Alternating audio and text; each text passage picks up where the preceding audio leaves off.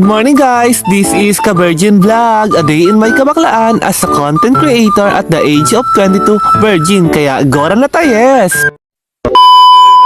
Good morning mga ka-virgin! Ngayong umaga tayo ay pupunta sa aking pinakamamahal na lola dahil sobrang miss na namin siya. At ngayon sumakay na ako sa motor at nagbabay na ako sa aking mga kasama sa bahay. So ayun na nga mga ka-virgin, matagal-tagal na hindi kami nakapagpunta sa bahay ng aking mga lola. At ang sayo pa nga ng aking pinsan ay namimiss na daw kami ng aking lola at umiyak pa daw siya.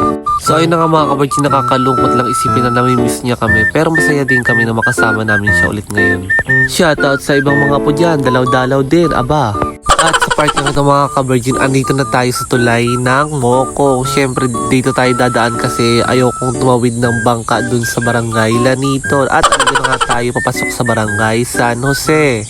Pagpasensyahan nyo na nga ang aking boses at nag-MC ako kagabi, Diyos ko, my God. So ayun na nga mga ka-virgin, sobrang ganda pala dito ng daan. Makikita mo naman talaga na ang ganda ng lugar kapag nakapunta ka dito.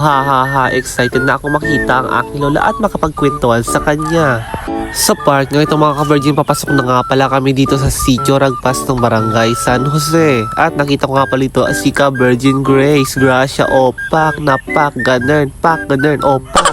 Shoutout sa'yo Ate Grace, sobrang ganda mo, sobrang latina mo, sobrang cortina mo. Ikaw ang pinakamagandang babae sa balat ng lupa. At pupunta nga pala doon sila sa Sitio Ragpaset at maliligo rin sila.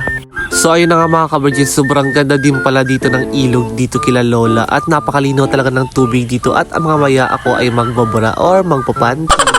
At andito na nga pala kami sa bahay ng aking lola. Siyempre, papasok muna dito. Ito nga pala ang lupa ng aking mga lola. So marami pa yung mga lupain na yan, mga nyugan.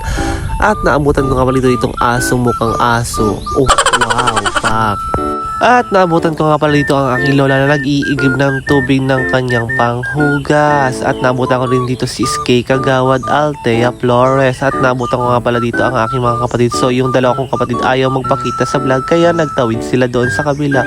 At siyempre mamumano muna tayo sa aking pinakamamahal na lola dahil sobrang miss na namin siya. At dumating nga pala dito ang aking napakapoging tito, opak, pogi siya, oh. At ito nga pala ang aming tanghalian mga ka-virgin. At syempre kakain muna tayo mga ka-virgin bago tayo maligo sa ilog. So ayun mga ka-virgin, alam nyo ba mga ka-virgin, mas masaya talaga kapag sama-sama ang pamilya ninyo sa hapagkainan. Syempre doon mo ma-enjoy yung pagkain at ang mga kwento at mga tawan kasama ang iyong mahal sa buhay.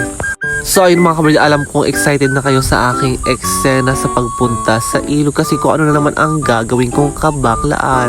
Kaya ngayon ay tayo ay pupunta na sa